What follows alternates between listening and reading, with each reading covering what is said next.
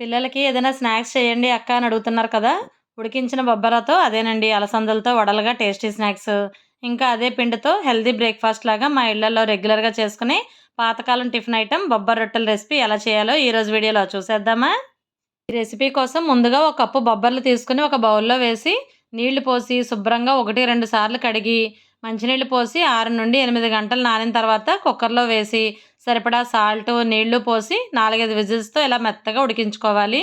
ఉడికించుకున్న బొబ్బర్లని ఒక బాండీలో వేసి ఒక గ్లాసు బొబ్బర్లు ఉడికించే నీళ్ళని, ఇంకో గ్లాసు మంచినీళ్ళని పోసి మరిగేలోపు మిక్సీ జార్‌లో 4 పచ్చిమిర్చి, 1 ఇంచు అల్లం ముక్క, ముప్పావు స్పూన్ సాల్ట్ వేసి గ్రైండ్ చేసిన పేస్ట్‌ని సన్నగా కట్ చేసుకున్న కొత్తిమీర, కరివేపాకు తరుగుని కూడా వేసి నీళ్లు మరిగిన తర్వాత ఒక గ్లాసు బియ్యం పిండి, ఇంకో గ్లాసు జొన్న పిండి వేసుకొని పొడి లేకుండా బాగా కలిపి మూత పెట్టి ఒక్క 10 నిమిషాలు స్టవ్‌ని లో ఫ్లేమ్‌లో పెట్టి పిండిని బాగా మగ్గించుకోవాలి.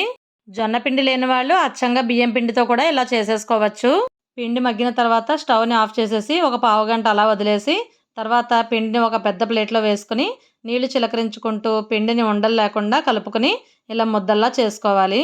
తర్వాత ఇలా చిన్ని పిండి ముద్ద తీసుకుంటూ ఇలా వడల్లాగా ఒక కవర్ పైన గానీ, అరిటాకు పైన గానీ ఒత్తుకొని వడ మొత్తం క్రిస్పీగా వేగేలాగా మధ్యలో చిన్న హోల్ పెట్టుకొని బాగా వేడెక్కిన నూనెలో ఈ వడల్ని వేసేసి పైన క్రిస్పీగా లోపల మెత్తగా ఉండేలా వేయించుకోవాలి. వడలు నూనెలో వేశాక వెంటనే అట్ల కాడ పెట్టి కదపకుండా సగం పైన వేగితే నూనెలో బుడగలు తగ్గుతాయి. అప్పుడు తిరగేసి మళ్ళా పూర్తిగా బుడగలు తగ్గిన తర్వాత వేగిన వడల్ని జాలిగరిటతో తీసేసుకోవడమే. ఇలా ఆయిల్‌లో వేయించుకోవడం ఇష్టం లేని వాళ్ళు ఇంకొంచెం పెద్దగా తపాలా రొట్టెలాగా పిండి ముద్దను ఒత్తుకుని కొద్దిగా నూనె వేసి పెనం పైన అటు ఇటు ఎర్రగా కాల్చుకుంటే మంచి బ్రేక్‌ఫాస్ట్ లాగా కూడా తినేయొచ్చు. ఈ రొట్టెలకి మళ్ళీ సెపరేట్‌గా ఎలాంటి చట్నీలు అవసరం లేదండి. ఇంట్లో ఉండే టమాటా పచ్చడి, మాగాయ పచ్చడితో తిన్నా సరే చాలా బావుంటాయి. ఇంకా హెల్తీగా తినాలి అనుకుంటే కొత్తిమీర పచ్చడి లాంటివి చేసుకోవచ్చు. నూనెలో వేయించుకున్న, పెనం పైన కాల్చుకున్న ఈ బొబ్బరి రొట్టెలు రుచి మాత్రం చాలా బావుంటుందండి. అదిరిపోతుంది.